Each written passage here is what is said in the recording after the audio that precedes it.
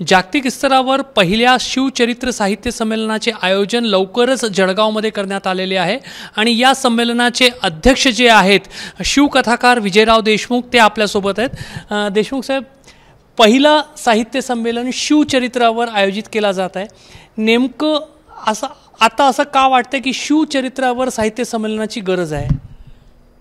खरं म्हणजे शिवचरित्रावरती राष्ट्रीय स्तरावरती किंवा वैश्विक स्तरावरती अजून एकही संमेलन झालेलं नाही आणि शिवचरित्र हे अथांग आहे। रोज काही ना काही संशोधन आपलं होतं आहे।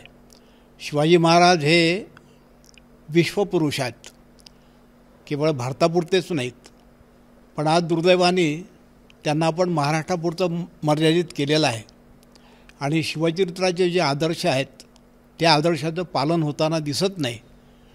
सगळ्या ठिकाणी आपण पाहतो, राजकारणामध्ये, समाजकारणामध्ये। आणि आज जी काही दयनीय परिस्थिती आपल्या देशामध्ये आहे, स्त्रियांवरचे अत्याचार, शेतकऱ्यांची दुर्दशा आणि विकासाच्या नावावरती आपण ज्या विज्ञानयुगात वावरतो आहोत त्या विज्ञान युगामुळे एक प्रकारचा भकासपणा आपल्यामध्ये आलेला आहे मनामध्ये।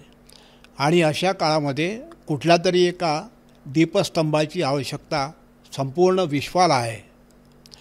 त्या दृष्टीने असा जो काही स्तंभ आपण दीपस्तंभ म्हणतो, हा दीपस्तंभ माझ्या मते फक्त एकच आहे, छत्रपती शिवाजी महाराज।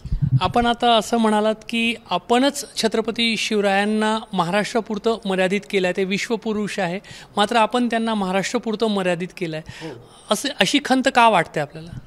असं दिसतंच आहे, कारण शिवाजीराजांच्या चरित्राबद्दल त्यांच्या पराक्रमाबद्दल जेव्हा आम्ही अभ्यास करतो तेव्हा असं लक्षात येतं की ते जागतिक कीर्तीच्या सेनापतींच्या तुलनेमध्ये त्यांच्याहून सरस आहेत। त्यांचं चारित्र्य हे तर एक म्हणजे अतिशय मौलिक असं आपण म्हणू शकतो। आणि तरीही आजच्या काळामध्ये शिवाजीराजांच्या चारित्र्याचं विस्मरण आपल्याला झालेलं आहे असं दुर्दैवाने म्हणावं लागतं।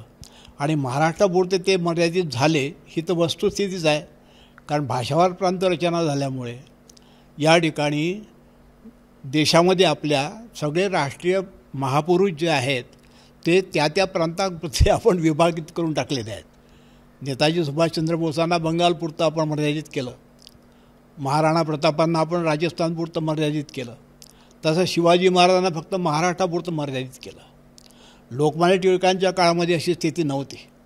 त्यावेळेला शिवाजीराजांना अखिल भारतीय नेतृत्व म्हणून मान्यता मिळालेली होती। लाल, पाल आणि बाल या तिघांनी शिवाजीराजांचं राष्ट्रीयत्व हे ठामपणे लोकांसमोर भक्कमपणे उभं केलं होतं। लाल म्हणजे लाला लजपतराय, बाल म्हणजे लोकमान्य टिळक, बाळ गंगाधर टिळक, आणि पाल म्हणजे बिपिनचंद्र पाल।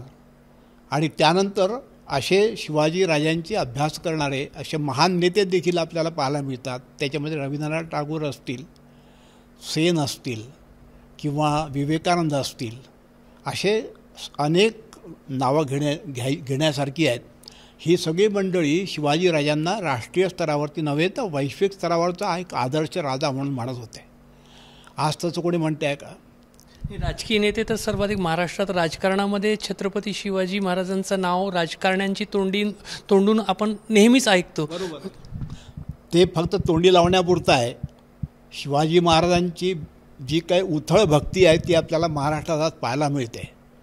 उथळ भक्ती याचा अर्थ असा की फक्त राजकारणापुरतं शिवाजी महाराजांचं नाव घ्यायचं। आता नुकतीच लोकसभेचं निवडणूक झाली, त्यावेळेला आपण पाहिलं की जो शिवरायांचा महाराष्ट्र म्हणून आम्ही अभिमानाने म्हणत होतो तो आता शिवरायांचा महाराष्ट्र होतो की काय अशी भीती वाटायला लागलेली आहे। आणि हे परिवर्तन काही स्पृहणीय नाही आहे।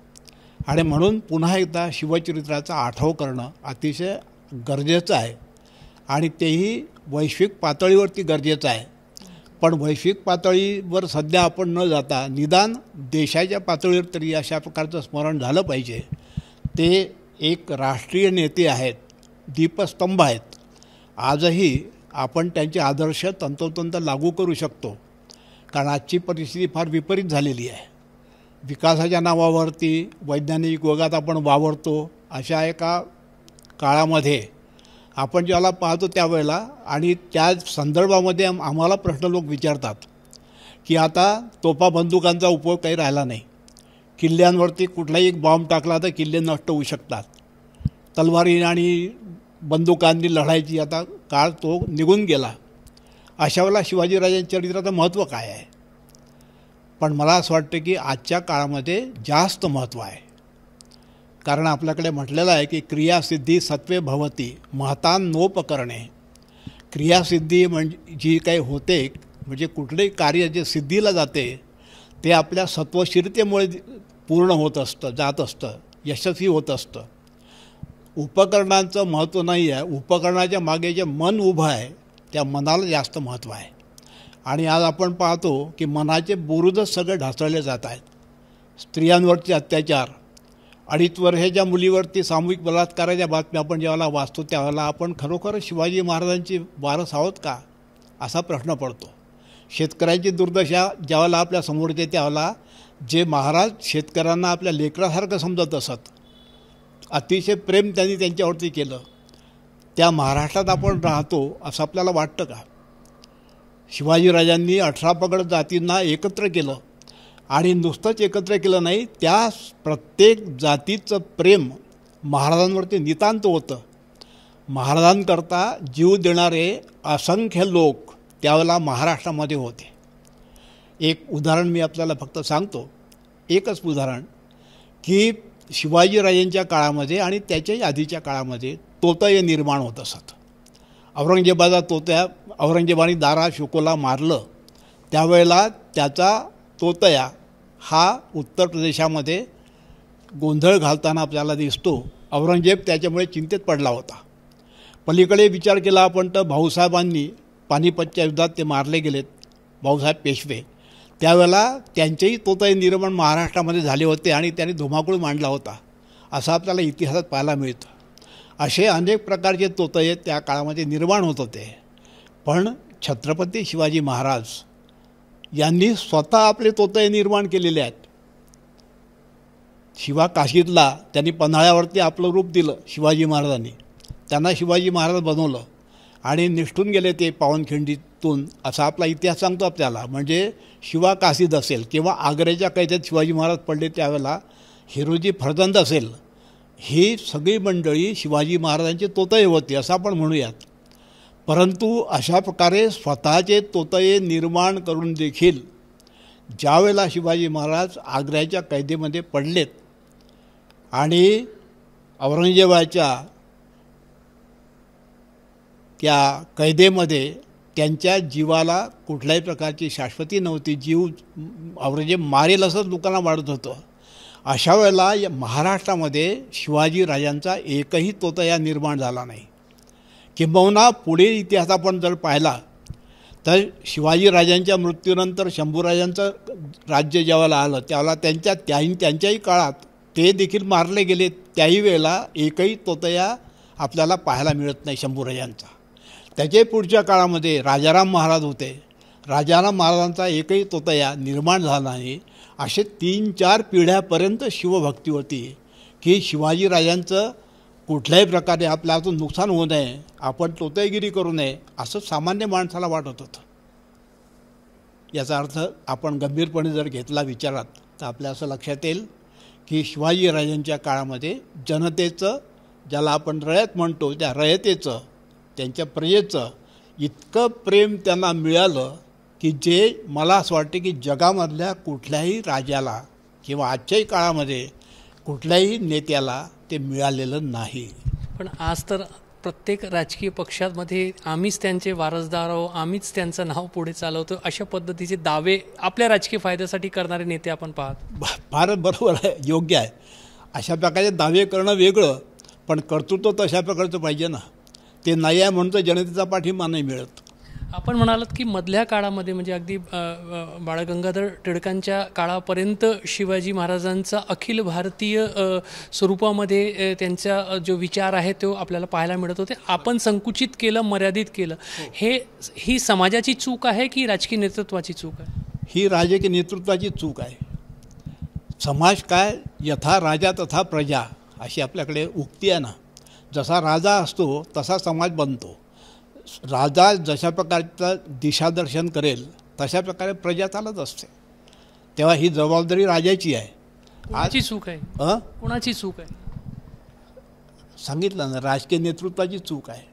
राजकीय नेतृत्व शिवाजी महाराजांना फक्त तोंडी लावण्यापुरतं वापरतं आणि शिवाजी राजांच्या कर्तृत्वाची कुठलीही शिकवण आपल्याला मिळत नाही. त्यांच्या चरित्राचे संस्कार हे छोट्या विद्यार्थ्यापासून तो उच्च शिक्षण घेतलेल्या लोकांपर्यंत आपण पोचवलेले नाहीत.